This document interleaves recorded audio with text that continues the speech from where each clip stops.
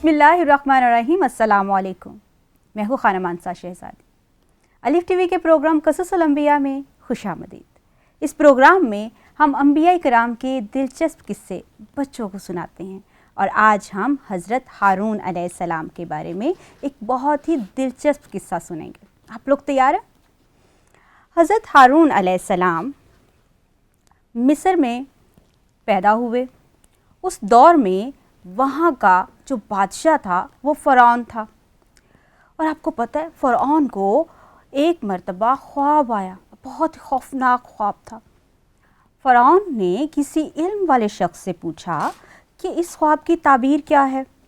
اس شخص نے بتایا کہ تمہاری بادشاہت کو خطرہ ہے، بنی اسرائیل میں سے کوئی ایک بچہ ایسا ہوگا جو تمہاری بادشاہت کو زوال پہنچا دے گا اور تمہیں ختم کر دے گا۔ اب فرعون جو تھا وہ تو ظالم انسان تھا، اسے اس بات کا خطرہ لاحق ہو گیا کہ اگر کوئی بچہ پیدا ہوگا، بڑا ہو جائے گا اور پھر وہ میری تمام تر بادشاہت کو نقصان پہنچائے گا۔ اور وہ تو اپنے آپ کو نعوذ باللہ خدا سمجھتا تھا، وہ لوگوں پر ظلم کرتا تھا، لوگوں کو پریشان کرتا تھا، ان کا خیال نہیں رکھتا تھا۔ اس نے ایک دفعہ اپنے علاقے میں یہ حکم دے دیا کہ اب جو بھی بچہ پیدا ہوگا اس کو قتل کر دیا جائے گا۔ ایک دن وہ بیٹھا ہوا تھا، اس کے ذہن میں خیال آیا کہ اگر سب بچوں کو میں قتل کروانے کا حکم دے دوں گا، پھر میرے غلام کیسے پیدا ہوں گے؟ میری عبادت کون کرے گا؟ میری پوجا کون کرے گا؟ اور میرے سامنے سجدہ کون کرے گا؟ اس نے پھر حکم دے دیا کہ 1 سال جو بچے پیدا ہوں گے ان کو قتل کر دیا جائے، اور 1 سال جو بچے پیدا ہوں ان کو قتل نہ کیا جائے، تاکہ اس کے پاس کچھ لوگ بچ جائیں جو اس کی خدمت کر سکیں، اس کو پوچھ سکیں، اس کے دربار میں غلام بن کے رہ سکیں۔ جس سال بچے قتل نہیں کیے جا رہے تھے اس سال حضرت ہارون علیہ السلام پیدا ہوئے۔ آپ حضرت موسیٰ علیہ السلام کے بھائی تھے۔ آپ اپنے بھائی سے بہت پیار کرتے تھے۔ جس مقام پر بھی حضرت موسیٰ علیہ السلام جاتے، حضرت ہارون ان کے ساتھ رہتے، کسی بھی جگہ ان کو اکیلے نہیں چھوڑتے تھے۔ جب اللہ تعالیٰ نے ان کو حکم دیا کہ میری تبلیغ کرو، دین کو پھیلاؤ، تو حضرت موسیٰ علیہ السلام جس جگہ پہ بھی جاتے لوگ ان کو پریشان کرتے، ان کی بات نہ سنتے، لیکن حضرت ہارون ان کے ہمیشہ ساتھ رہتے۔ وہ اپنے بھائی سے بہت پیار کرتے تھے، کبھی بھی کسی بھی مقام پر ان کو اکیلا نہیں چھوڑتے تھے۔ جب لوگ ان کو تنگ کرتے تھے تو آپ ان کا ساتھ دیتے تھے، اور جب بھی کسی مقام پر حضرت ہارون علیہ السلام اپنی بات کر رہے ہوتے اور لوگ ان کو غور سے نہیں سنتے تھے تو حضرت ہارون ہمیشہ اپنے بھائی کا حوصلہ بڑھاتے تھے۔ ایک مرتبہ کیا ہوا، حضرت موسیٰ علیہ السلام کوہ طور پر گئے۔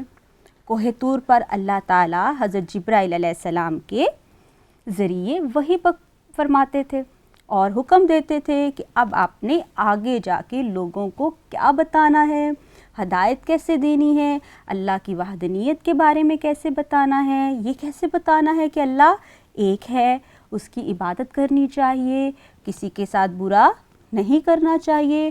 اور جس طرح سے فرعون کرتا تھا اور لوگوں کو کہتا تھا کہ میرے سامنے سجدہ کرو، میری عبادت کیا کرو، اس کو کیسے روکا جا سکتا ہے؟ یہ ساری باتیں اللہ تعالیٰ حضرت موسیٰ علیہ السلام کو کہاں بتاتے تھے؟ کوہ طور پر بتاتے تھے۔ ایک دفعہ کیا ہوا کہ کوہ طور پر حضرت موسیٰ علیہ السلام گئے، تو آپ نے جب وہاں آپ پر وحی نازل ہوئی تو آپ کپ کپانے لگے، آپ گھبرا گئے۔ تو آپ نے اللہ تعالیٰ سے درخواست کی کہ اے اللہ تعالیٰ، میں اکیلا اس ظالم دنیا میں فرعون کا مقابلہ اس طرح سے نہیں کر سکتا، میرا کوئی خلیفہ اور نائب ہونا چاہیے جو میرا مددگار ہو، جو میرا خیال رکھے، جو میرے ساتھ مل کر یہ کام کرے۔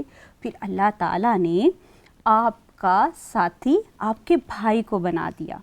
پھر حضرت ہارون علیہ السلام بھی اللہ کے نبی بن گئے، اور پھر آپ دونوں بھائیوں نے مل کر اللہ تعالیٰ کی وحدانیت کا اعلان کیا اور کہا کہ جو لوگ اللہ کی عبادت کریں گے وہ کامیاب ہوں گے، اور جو لوگ فرعون کے پیچھے چلیں گے، فرعون کی پیروی کریں گے، وہ لوگ تو ظالم ہیں، اور ان لوگوں کے ساتھ نہ دنیا میں اچھا ہوگا اور نہ آخرت میں اچھا ہوگا۔ فرعون نے جب یہ چیزیں دیکھیں کہ یہ دونوں بھائی جو ہیں لوگوں کو اپنی طرف بلا رہے ہیں، ایک دفعہ حضرت ہارون علیہ السلام اور حضرت موسیٰ علیہ السلام فرعون کے دربار میں گئے اور جا کے فرعون کو سمجھانا چاہا۔ آپ نے بتایا کہ اللہ ایک ہے، اس کی عبادت کرنی چاہیے، آپ جھوٹ بولتے ہو، جھوٹ نہیں بولنا چاہیے، لوگوں کو گمراہ کرنا چھوڑ دو، یہ ساری دنیا جو ہے یہ ایک دن ختم ہو جائے گی، یہ جو تمہاری بادشاہت ہے یہ بھی ختم ہو جائے گی، ہمیشہ جو چیز قائم رہے گی وہ اللہ کی وحدانیت رہے گی۔ جب کچھ بھی نہیں تھا تب بھی اللہ تھا، اور جب کچھ بھی نہیں ہوگا تب بھی اللہ ہوگا، اور جو بھی چیزیں ہمیں عطا کی گئی ہیں یہ ہم نے خود سے نہیں لی، ہمیں یہ اللہ تعالیٰ کی طرف سے تحفہ ملا ہے، نعمتیں ہیں، ہمیں اس پر غرور نہیں کرنا چاہیے، ہمیں اس پر اللہ کا شکر ادا کرنا چاہیے۔ لیکن فرعون تو بہت ظالم تھا، وہ ہمیشہ لوگوں کو یہ بات بتاتا تھا کہ یہ سب کچھ میں نے اپنی طاقت سے حاصل کیا ہے، مجھے کسی کو بھی یہ بتانے کی ضرورت نہیں ہے کہ یہ اللہ کی طرف سے دیا گیا ہے، کیونکہ وہ تو اللہ سے انکار کرتا تھا نا، اسے تو پتہ ہی نہیں تھا کہ اللہ تعالیٰ اتنا وسیع رزق دے سکتا ہے، اتنی نعمتیں دیتا ہے، وہ تو بتوں کی پوجا کرنے والا تھا۔ اب کیا ہوا، فرعون نے حکم دیا کہ ان کو میرے دربار سے نکال دو۔ حضرت موسیٰ اور حضرت ہارون علیہ السلام بحر قلزم کی طرف روانہ ہو گئے۔ اب فرعون نے سوچا کہ اگر یہ کسی اور جگہ پہ چلے جائیں گے تو جا کے وہاں پر بھی اللہ کا پیغام پہنچائیں گے، یہ لوگوں کو بتائیں گے کہ اللہ ایک ہے، اس کی عبادت کرنی چاہیے، تو لوگ تو میری طرف نہیں آئیں گے۔ اب اس نے ان دونوں بھائیوں کا پیچھا کرنا شروع کر دیا۔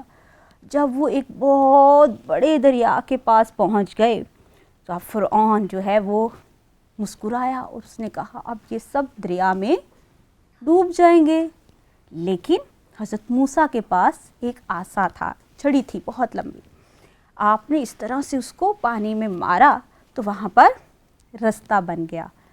اب وہ دونوں بھائی حضرت ہارون علیہ السلام اور حضرت موسیٰ علیہ السلام اس رستے پر چلتے گئے اور انہوں نے وہ دریا پار کر لیا۔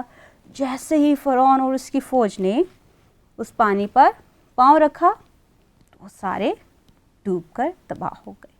تو ہمیشہ قائم کون رہتا ہے؟ حق کی بات قائم رہتی ہے۔ تو ہم نے اس سٹوری میں سیکھا ہے کہ اللہ کے جو نبی ہوتے ہیں ان کی مدد کون کرتا ہے؟ خود اللہ کرتا ہے، ٹھیک ہے؟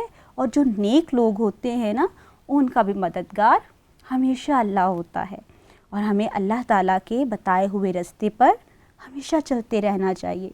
شیطان ہمیں گمراہ کرے، کوئی ایسا شخص گمراہ کرے جو یہ کہے کہ نعوذ باللہ اللہ کچھ نہیں ہے، میری عبادت کرنی چاہیے، تو ہمیں اس سے انکار کر دینا چاہیے۔ اور ہم نے اس سٹوری میں کیا سیکھا ہے کہ ہمیں اپنے بھائی کا مددگار رہنا چاہیے، ہمیشہ گھر میں بھی ہوں باہر ہوں تو اپنے بھائی کے ساتھ پیار سے پیش آنا چاہیے، اس کا بازو بن کے رہنا چاہیے، اس کا مددگار ہونا چاہیے، اور کسی بھی جگہ پر اپنے بھائی کو اکیلے نہیں چھوڑنا چاہیے۔